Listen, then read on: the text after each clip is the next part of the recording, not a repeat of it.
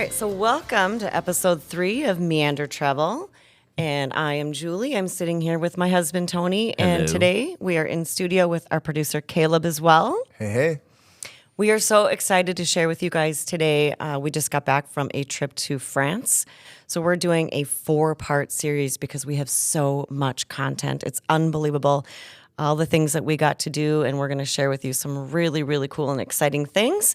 But we had to split it up because it's way too much for one episode. We got Carcassonne, Provence, the Tour de France, the French Riviera, Paris, the Paris 2024 Summer Olympics, Woo woo! Hilltop, cute little quaint towns, you name it. We got Medieval it. We got castles, too all much the to best talk stuff. about, even in 1, 2, or 3 episodes. So this is going to be a 4-part series. Today we're going to focus on pre-planning and how we got to where we were going and what we were going to be doing, and talking about Carcassonne. Wheels up. Wheels up. Two hearts running wild.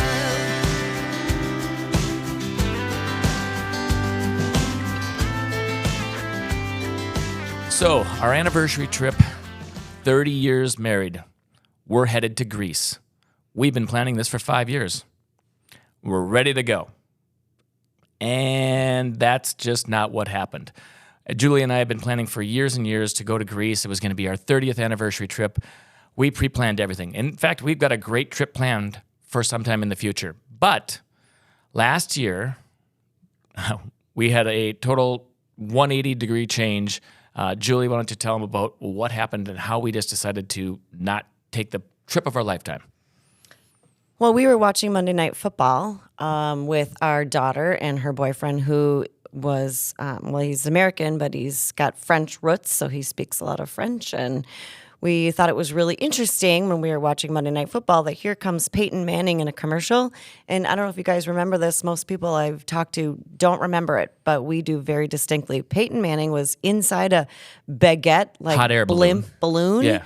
And he was like taking a chunk out of the side and eating it. And he was holding a glass of wine and talking all fancy. And And we're basically, wondering what is going on. He was doing an introduction for the Paris Olympics. And we kind of looked at each other and went, oh, yeah, the Olympics are next summer. We look at Maxime, and Maxime says to us, I go, is this in Paris? And he goes, yeah, he kind of knew, but he also was like, yeah, I guess so. It's a year away. That was last September, a year ago September. I think we kind of forgot that it was in France. And we looked at each other, and we are humongous Tour de France fans. So we were wondering, well, what the heck? How are they going to do that with the Tour de France coming into Paris? And we looked it up Because and it's the same time frame. And we realized the Tour de France is not going to finish in Paris for the first time since its inception. It's going to finish in Nice because it is getting kicked out because of the Olympics being Preparation. in the city. And we looked at each other and we're like, oh, cool. Well, we immediately went into like prep mode, like, wait a minute, how are they going to do both? We were on the computers, on our iPads, immediately looking to see, like, how is this going to happen? Where are they going to do it? Because preparation for the Olympics is too much. And then for the first time since the inception of the Tour de France, which is 1903, it's the first time it's never finished in Paris, which is a humongous deal. And when they pre-plan routes for the Tour de France, you always know where it ends. So you can pick an end date and a beginning date, and you know where it's going to end. So you can plan for that, but you can't plan for some other cities in between. Well, now that you know it's in Nice, that changes everything for planning for if you wanted to attend. And we'll get into that some more. But it put our wheels in motion. We thought, well, wait a minute. We're also huge Olympic fans since we had been to the Olympics in Vancouver. Well, we've only been to one Olympics, so we can't say we're huge fans, but we thought we could become Olympic No, we junkies. said at that time when we went, we're like, we're going to every Olympics. This is going to be amazing. We loved it, the people, the vibe. Everybody's in a good mood. We thought, we're going to every Olympics from this point forward. Okay, fast forward 14 years. We didn't go to another one since, but we did have the intentions. And now that we're putting a focus on travel in our life and where we're at, now can we say that we're going to go to all the Olympics? No. Okay, well, I think we are. So I'm already on the ticket list for Cortina in Italy for the Winter Olympics. LA 28 is coming for the Summer Olympics in the U.S. We're going to be going to a lot of Olympics in the future. I think it'd be fun. I don't think we can commit to all of them. But yeah, I think it would definitely be something that we want to incorporate. And we immediately decided, you know what? We were so excited for Greece. We had been really looking forward to that, but we were just going to put it on hold because this was too big of an opportunity to twofer. combine the Tour de France and the Olympics and all the other amazing things that we had earmarked that we wanted to do in France. We're like, this is the opportunity to go do it. What's more romantic for a 30th anniversary than a bike race and Olympics? I mean, come on, that's... Well, you do get Paris and you do get France and Provence and the French Riviera. So that is the romantic part of our trip. But we were there for the bike race and for the Olympics and all that goes with it.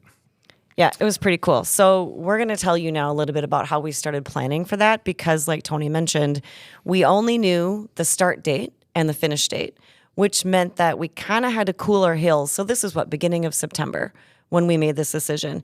The Tour de France does not come out with their itinerary and all of their stages and the towns that they're going to be in until October. So that means that we had to just start doing some initial planning, but we couldn't really book a lot. So we kind of started getting onto some websites and doing some research. And Tony will tell you a little bit more about Google Flights because we started talking about that. Well, let's back up a little bit and say, all right, when we started looking at going to France and what we're going to be doing, one of our things that we do in planning that's, it's maybe a lot of people do it, but we go all in on social media of podcasts, TikToks, YouTube, and watching, listening, learning about from the local people. So the people that are doing it on the ground in those locations. And we join groups, and that is probably one of the best places to learn and hear about things that are going on in that area. Events, cool tips and tricks of where to stay, restaurants, all that. Instead of just listening to somebody here in Minnesota talking about it, like us, it's somebody that's actually living there. Now, I know that sounds weird, but there are people that are doing this every week. They talk about it every day. So we started joining some groups. Some of the ones that we found the most helpful were Les Frenchies, the Earful Tower, Join Us in France. Those are all 3 podcasts, and we listened to them, hundreds of episodes of those over the last year. Then there's also on Facebook, there's a group dedicated to the planning and preparation of if I'm traveling to an Olympics, and that's the Paris 2024 Olympic Planning and Preparation, which its name has already changed to Cortina 2026 Olympic Planning and Preparation, because they just transfer the 40,000 people that are on their site to the next group, to the next Olympics. So people are already planning for that next Olympics.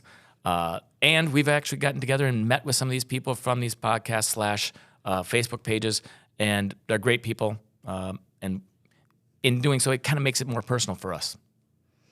Yeah, those all of those different resources really help you put together a more complete itinerary. And the other thing that I really like to do, I don't think Tony does much of this, but I do a lot on Pinterest.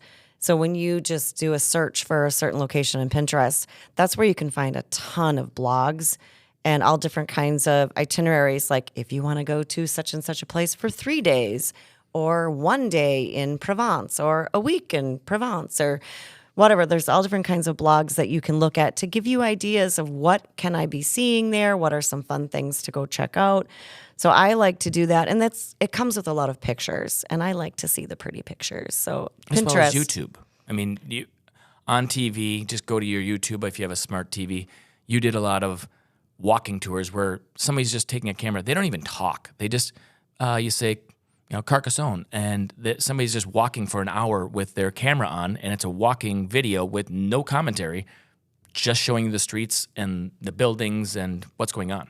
True. Prior to the trip, I would just put those on, and I could be doing the dishes, but I would be watching a walking tour of Carcassonne, and every once in a while you have to stop it and say, "Oh my gosh, what's that? I better find out what that is." Write that one down. Yeah. But it is fun. It is fun to immerse yourself in all the things of where you're going, and it just helps you feel so much more connected, and it helps you do a lot more planning because you find out about things that you just didn't have any knowledge of. And also the people who are on the ground there, those social groups, yes, it's people who live there. Yes, it's people who've traveled there many, many times. You can ask a question, but often you can just, in the search bar at the top of the Facebook group page, you can type in what your question is, and you're probably going to get an answer. So you don't even have to type a new question, but you can type that question in, and you'll get dozens of answers that have previously been discussed. So it's a really helpful resource. In addition to just Googling something, you can actually do it within the Facebook group. So is there much of a language barrier on these groups, or did you guys have any No. trouble trying to figure things out? Everything's in English. Wow. All the people that do podcasts, or you got to remember, English is probably the predominant international language, because everywhere you go, if you're not from that country, they're speaking a language that everybody else has. So English is it. France, some parts, Paris, they don't want you to speak. They don't want to speak English, but that's because they just are in Paris specifically. They want to speak French. But people love to try and speak English with you, and when you want to try and speak French with them, they immediately cut you off and they want to speak English with you. So That's awesome. It is great. It's kind of like schools, like universities in foreign countries. A lot of them are in 100% English, the classes, because if you think about it, you got the University of Minnesota, let's say. It's not just people from Minnesota. It's people from all over the world coming. Well, they're not going to speak Chinese and Spanish and French and whatnot at that school. The same goes anywhere in the world, because there's so many people from all over coming to their university that if they're going to want to have classes that everybody can attend, they have to have an international language. That language is predominantly English all over the world. So just like that, these websites and these TikToks and these podcasts are all done in English. That's really useful to know. I think you can find some podcasts in French Sure. or whatever, but it's very easy They're to not find them in geared English. to us. But this is a good maybe opportunity to talk about Google Translate, because we've known about it for years, but this was the first trip where we used it a ton. We used it for so many different things. It's come a And long ways too in its abilities. it's such a handy app. You could take a picture of a menu and you just put it in you're in Google Translate. You'll take a picture of a menu and it automatically transfer the entire thing into English, which is really helpful when we did find that most of the menus in France were in French. Maybe didn't even have any English on them Correct. at all. So that was tricky. And then sometimes in corresponding with some of our hotels and things like that, they would respond letter in or note, French. email back and forth. So I would just translate it into English so I knew what they were saying. And Look like you know French, but nope. yeah, exactly. You could translate it back and forth. Very handy. So that's a really good tip. Have that in your arsenal of apps when you travel, because you're going to need it. By the way, when you look it up, all Google apps, when you're on your iPhone or Android, they look like that Google logo. It looks very Googlish. Google Translate for their app doesn't look like that, and it looks like some oddball. Am I downloading some goofy app that's not Google and I'm getting scammed? No, it looks different. It says Google Translate, so it is legit, and it is so handy. You can do it right out of Google sometimes by taking pictures and writing, but this one is, it comes up and you take that button and you just take a picture of anything you're looking at, and it'll on screen change it all to English right for you. And it's from any language to any language. So you set your parameters beforehand, and you want French to Chinese, it'll do that. If you want English to French, so you take a picture of what you've got that's in English and you want to show it to somebody and they don't speak English, you can do it for them and then just show them, and they can read everything in French. It's fabulous. Or you and can we use speak it all over. Speak it as well. Yeah, You you can can speak speak into it, and then you can do it that way. Yeah, the app has a blue and white logo. So as opposed to the Bluish, Google that's like gray, all red, yeah. green, like rainbowy kind of colors, it's very different. But Yep. Trust it. It's good. And use it. Or learn the language, but just a little harder. So that's a better transition into Google Flights, which I mentioned earlier, but you can talk So, about that now since we're talking about Google. Google Flights. This was probably the biggest hang up for us over the last year of getting to France on this trip. And I'm not kidding when I say probably 50 plus hours of trying to find flights that work for us, because we were going to be trying to fly from Minnesota to Toulouse so that we could start our trip in Carcassonne, and we'll explain why in a little bit. But we wanted to fly into Toulouse in southwestern France, and then fly back home out of CDG, which is Charles de Gaulle Airport in Paris, back to Minneapolis. We want one way from home, from Paris to home, because who wants to go and take multi-leg flights? And we also wanted to not have too many legs to get to Toulouse, but there's not a single direct flight from Minneapolis to Toulouse. It's not that big of an airport or a destination. So we did multi-city, and we did searches on Google Flights, which is a wonderful, if you're looking for flights, it's, I think, the single best, because it gives you so many options to be open on destinations, pricing. You can look at monthly grids, daily grids, whatever you want, set the parameters, and and then you can hit a save the search, and it'll update you daily if the prices change.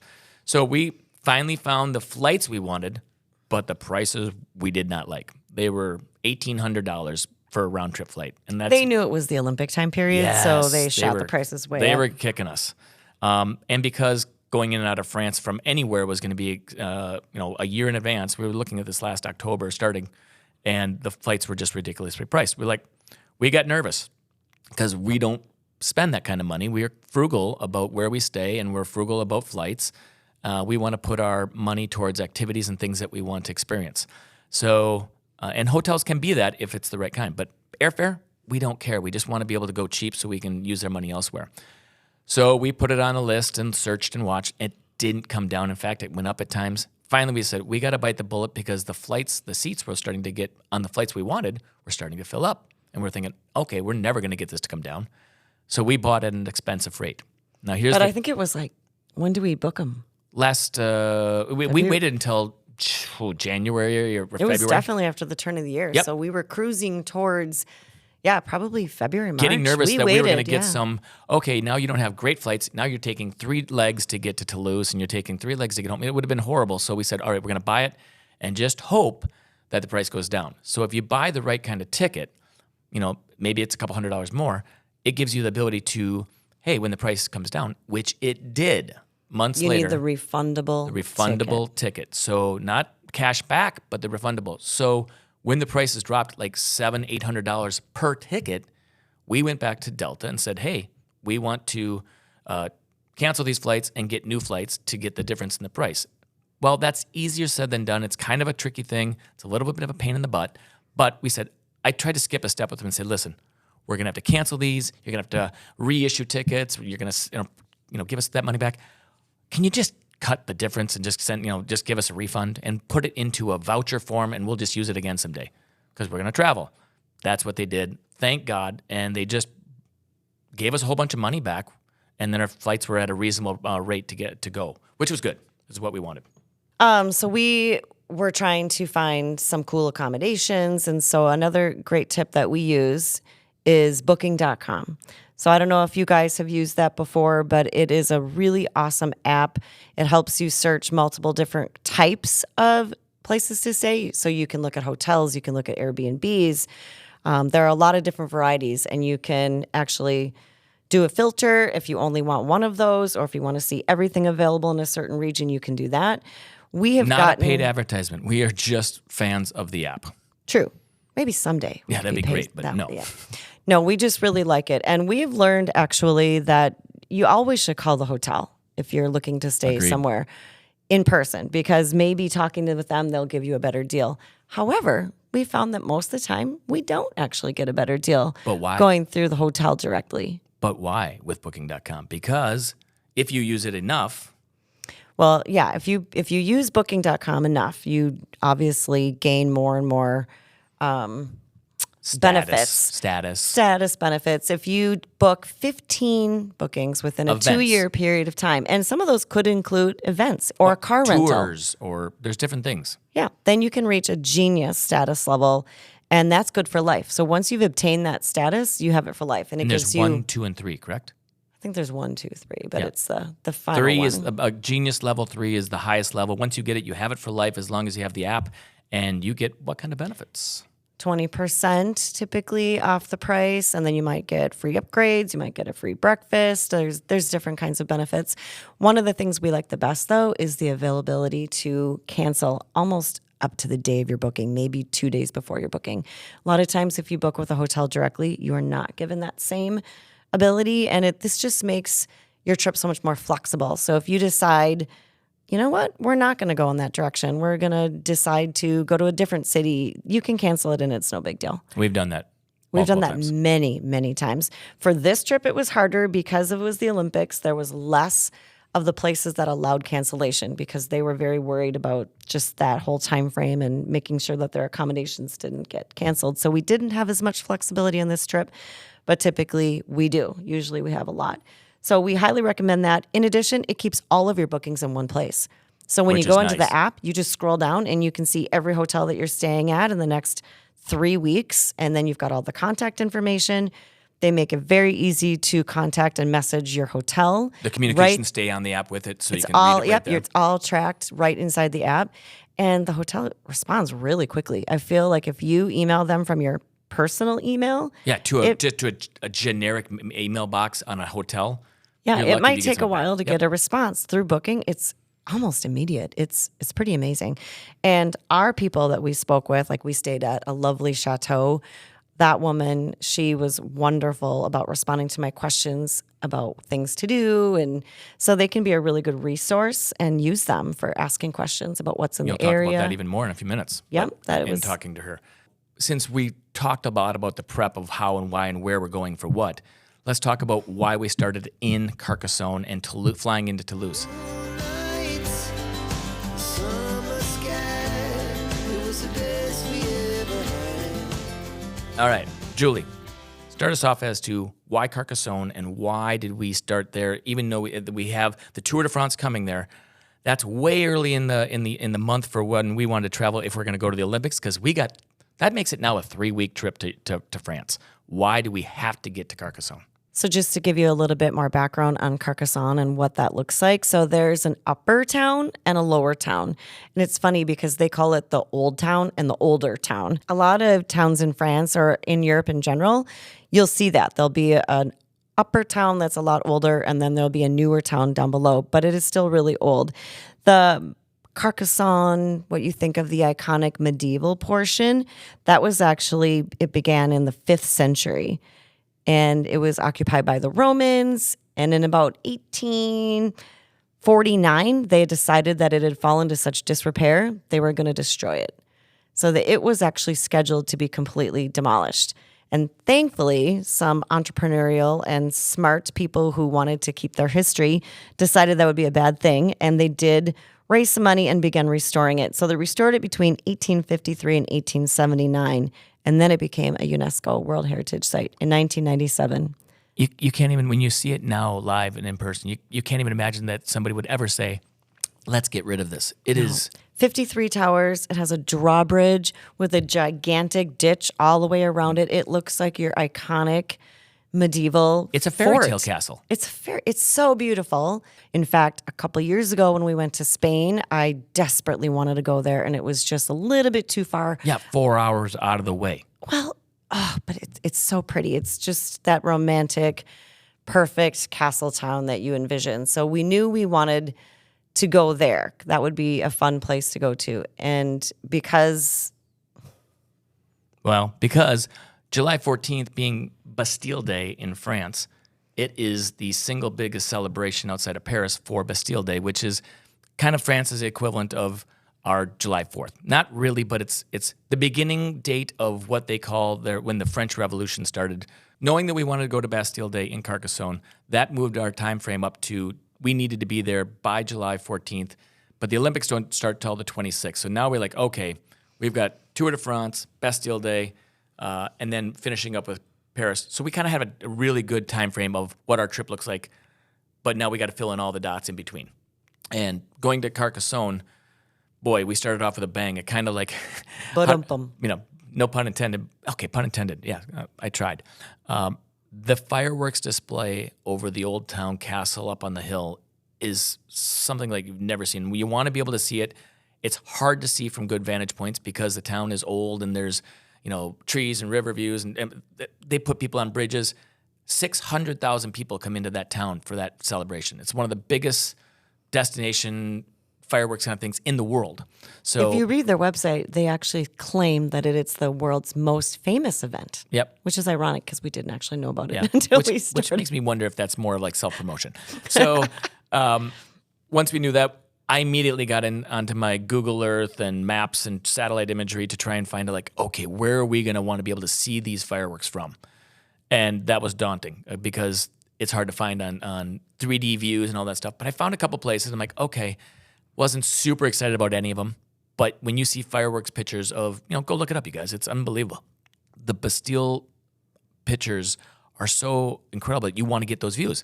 Well, we also wanted to have an experience that's something that's unique. So Julie asked our chateau. Well, I will also say, most importantly, on one of our travel days, we did not want to have to go find a field, get a blanket, and sit there all day in the hot sun, Right. saving your Saving your spot. spot. I'm like, that doesn't sound like fun at all. You know, we're in our Which 50s. we did other times. I don't want to go sit on a grassy knoll for all these hours. I want to go explore the town. Wow, So why did I that make did. me think of assassination? Don't say grassy knoll. Yeah, everybody goes to Dallas. Sorry. So I did contact. Actually, I first Googled where would be a good restaurant, and I found a really cool restaurant to go to that you can book a dinner, and then they expect you to just relax and stay there all evening and watch the fireworks. But I could not. They all seemed the reservations were full, or I couldn't get in, or I couldn't contact. So I was frustrated. So I did end up contacting our hotel, the gal at the manager of our little chateau, and said, "Is there anywhere that we can go for a restaurant where we can watch the fireworks? We can have dinner. We don't have to move around. We don't have Fun to go." experience. Yeah, fun experience, because I knew there were some there. And she said, "Oh, there's a place down the street. Here's the link. They have a really wonderful white fete, like a party that they do. So contact them. Here's the link." I'm like, "Oh, that's amazing." So I clicked on the link and I tried to contact the hotel, and they said, "Oh, I'm sorry, but we are all full for that evening." And I was crushed. We didn't know why, but it was well enough in advance too. So it was, wow, this is really must be an important thing because there's no reservations left. Like, how is that possible? But 600,000 people come to town, and if it's known, this is probably a thing that's going to be sold out. So I asked them if they would please put us on the wait list, and if anything happened, to give me a call. And probably a couple weeks before we were supposed to go to France, I emailed them and asked, "Hey, did anything change?" Well, nothing had changed. And then literally like a week before we were supposed to go, they emailed me and said, "We are happy to let you know that we now have space." And I was like so excited. They wanted me to send money by a bank wire, which I thought was very Scary. odd. Like, what? But I did. And again, Google Translate was amazing for that, because it was this contract almost was all in French. Couldn't read it, so it translated it. Anyway, paid the fee. It was the most amazing party. So let's back up, because that's a couple days into our Carcassonne. What you really want to do when you get there is learn about Carcassonne and travel it and walk it and see all the sites that are in there. And then the big festivity is a couple nights later. We wanted to get there early so that we could actually, not be just got off the plane and here's this party. And plus we had to drive down from Toulouse. So we went, and the first day, we walked around the town, but we got up. What time, Julie? What time did we get up to go? And I think we set our alarm for 5:30 in the morning so that we could get up and go walk around. And it was funny because the walled city of Carcassonne. before we got there, we, checked out what the weather was going to be, and it was going to be so hot in southern France the entire time. So we barely brought any clothes that were of any warmth. Yeah, And no. At 5:30 in the morning, it was 56 degrees. We froze our arses off. We were trying to layer up with whatever clothes Thank we God had. It we was were very walking with a chilly. brisk walk. Otherwise, we would have froze. But we got up, walked up into the town. We were the only ones there, and this is a big town for a hilltop castle, fortified city. And we walked around as the people were trying to start their stores or get them prepped for the day. All the chairs were piled up still. I mean, everywhere you went for the cafe, it was just Deadsville. A couple things that we did have that were working was the bakeries. The bakeries were in full effect because they get up and they bake croissants and breads all morning. The baguettes that they cook, that they bake each day, they do them 3 times a day because there's so much need and request for fresh baguettes that people come to the bakeries that they, not just one time at like 5 a.m. to 7 a.m., they do it one in the morning, one in the afternoon, one in the evening, and they are always having fresh baguettes. We found one when we were walking around one of the walled areas and through an alley. I came across this, because it was cold, I came across this vent that was blowing hot air. And I'm like, oh my God. And it was bread, bakery, hot air from their kitchen. And I stood there just baking in the Enveloped oh in my the, God, it was the bread greatest warmth, and it smells were wonderful. I think I stood there for like 5 minutes, and Julie's like, let's go. But it was, and we might have had to walk by there a couple more times just to walk by that grate, that vent on the side They of the weren't building. open. You couldn't buy things Nope. from the bakery, but they were just busy baking. But every corner you walked around in that city with an alleyway, and also you come, here's a tower with beautiful turrets, and you're the only ones with the views. So we took a lot of photography that morning. It was just really peaceful. and lovely. And we would recommend doing that all over the world. If you can get up early and go take some photos. Yep. And then you don't need to do it later on in the day when there's a million people around. You can't get a picture of anything. And if it's too hot midday, you go take a nap. Because Bastille Day, as soon as 9 o'clock rolls around, it's wall-to-wall people. You're in a tourist town. Festivities, concerts, people have reservations for big groups. And buses are bringing people into these areas. So you want to go early, get the views, then kind of be a part of the rest of it with tourism. And then you can put your camera away Yep. and then you can just enjoy yourself. You can just walk around and be part of the fun, and you don't have to be concentrating on, Aperol how can I get a spritzes, picture? glass of wines, some cheeses, and Yeah, all the good things. well, so then after that and walking around and having great meals and spending the day, by the way, the Tour de France was already going at this point. Now we're already midway into the Tour de France, and we had to find a place so we could watch, part of the race one day. It was a really big mountain stage. We found a great place that we loved, and we went in and we sat and watched, left, came back, watched, left, came back, we watched. Just a fun day of just walking around this town. It's not that big. They also had a concert that night of a local French famous singer, and people were lined up. I don't think he was local. He was like a famous I meant French local. rock star. Yeah, French rock star. So local to France. And people were all in town for that as well. But our event was the big deal that night, the fete. The So fete. Tell them about what this entails and how special this was. And then I'll explain why we couldn't get a reservation. So what was really lovely about it too is because you do such great research. Our hotel was only a block away. Yeah. So when everybody else is trying to figure out how to maneuver around this town that's closed off because of the Bastille Day celebrations, we cars just around. had a 1 block walk. 100-yard walk, basically. Super easy. And it was all white event. So I had a white dress. Linen, mostly. Yeah, it was very pretty. So we lined up for that. And when you come into this event, all the tables were set up with white linens. You get a little champagne cocktail when you first arrive. And the event entailed a Michelin star 5-course dinner, which was amazing. We didn't even really know what we were eating half the time, but No. it was beautiful and all very, very pretty with little edible flowers. And We ate some things that I'm pretty sure I would never eat anywhere else. But I know there were some sweetbreads, which Is not bread. maybe not. It's definitely It's not not bread. sweet. No. And then look it up. Each it's a little of the meals had a wine course that went with it, or a wine pairing. as much wine as you wanted to. It's not like you only got a sip. If you finish your just glass, you could have more. Put the buckets on the table. Yep, they put the buckets and you just keep pouring. And you're sitting with a group of 10 to 12 people at your table. And we don't know anybody and nobody really, we come to find out we're the only Americans in this place, basically, that we could find. This was a actual wine event. This is for the wine of France, the industry event. This is at the table next to us. There was a 3-star Michelin chef that he's super famous, in the industry of restaurants and wine. At our table, we had people that were responsible for wine labels or making wine and different things. Wine reps. they're Every single person salespeople. at this event was in the wine industry, and the reason why there was no reservations is because vineyards and different companies got all these tickets, and they said, "Oh, we have 5, 6, whatever." And then if they weren't going to go, maybe they released them back to the restaurant and event. But there was not like people off the street were coming to this party. It was all wine industry people. So they're like, "So who invited you, and how did you get tickets?" We're like, we just got them from calling and asking, like, "How'd you know about it?" And they couldn't believe we were just 2 Americans that wanted to be at this party and see this fireworks, because from this restaurant outside where there's hundreds of people all dressed in white, we also are right underneath the castle and the ramparts of Carcassonne, the old city, where they do all the fireworks. And these fireworks are not just, hey, they send them up. It's a event from beginning to end where it replicates the storming of the castle and The Bastille. the Bastille.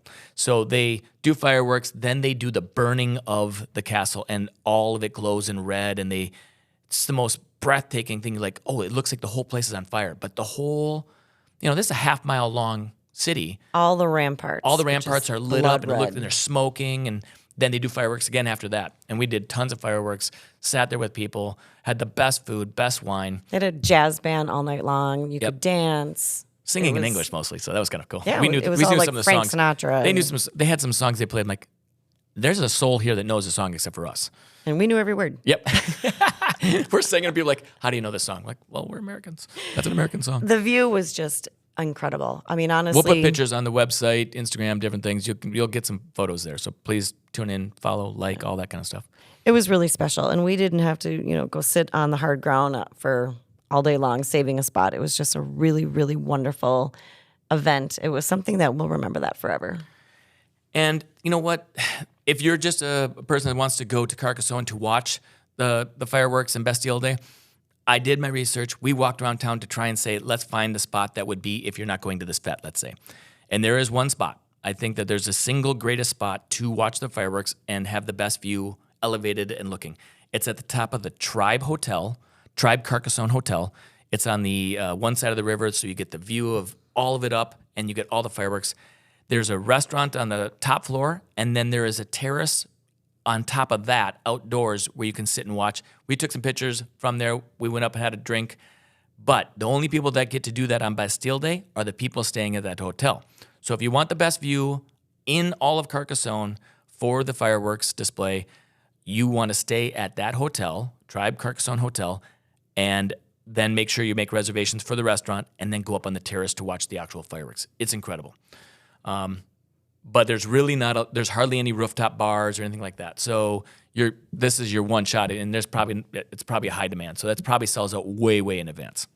Honestly, though, anywhere by that river, you're going to have a good view. Yep. These fireworks are so immense that you just can't miss We'll put it. a picture of the fireworks from that area that wasn't ours just to show on the site, just to show what it looks like, because it's incredible. So that, and then there's an older town, an old town down in the flats of by the river that is Carcassonne. And Julie and I walked through that, shopping. We tried to go up to the top of this bell tower. We like climbing stairs and up to views. It was closed the day we were there on this church. So that was a bummer. But Carcassonne, you could do in a day and a half, in my opinion. We spent 3 nights there, but that's because we were preparing for Bastille Day and that we didn't want to be coming in with the masses.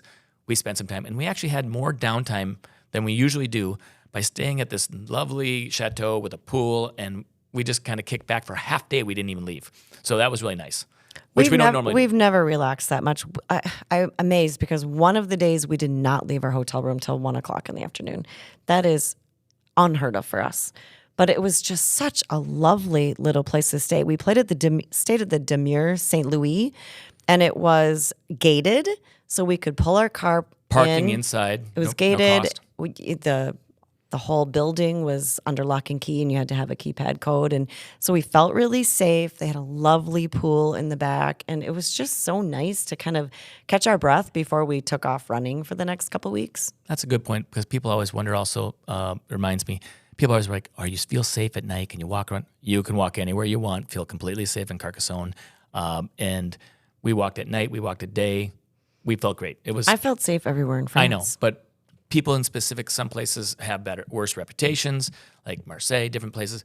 We're going to talk about them where we felt it. But we felt safe pretty much across the board, all around the country. So that's Carcassonne for us. We're going to go on to the next episode. We're going to talk about some things. We're going to talk about Nîmes, it's spelled Nîmes, but it's Nîmes.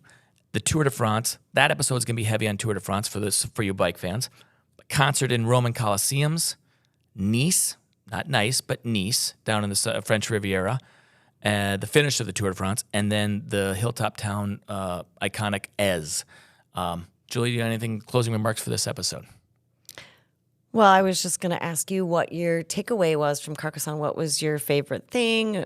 What do you think is something that we should tell people? Well, my favorite moment of Carcassonne was when they were doing the fireworks and they did the burning and they did the glow of the red. There's hundreds, if not probably thousands of people that try to put this on. It's huge. When they burn it, it's this glow of the building. I took some iPhone photography from quite a ways away, but I got some unbelievable shots of the people that were putting it on. And they were up on the hill, and they were silhouetted with the glow of the red in the background on the walls. And these guys are the firemen, they're the assistant, the volunteers, Pyrotechnicians. pyrotechnicians. They're all standing there, and they saw what we saw, And they were so excited. They had their arms raised in victory. Like, this is amazing. They knew that they had succeeded, and it was a success. And it shows up in the photograph, and you just go, wow, they're excited as well. And, they're up there doing it. It's their job, and they're excited. So that was kind of my one moment where I was like, holy moly, this is really neat. Definitely, if we had to pick like one picture from that entire time there, the fireworks were amazing. But people always say nobody really wants to see your fireworks pictures. Nobody cares. Nobody cares. Well, that might be true, except that one is spectacular. Yeah, it's pretty cool. So that is really cool. And for an iPhone from a half mile away or a quarter mile away, it turned out pretty good. So what was yours?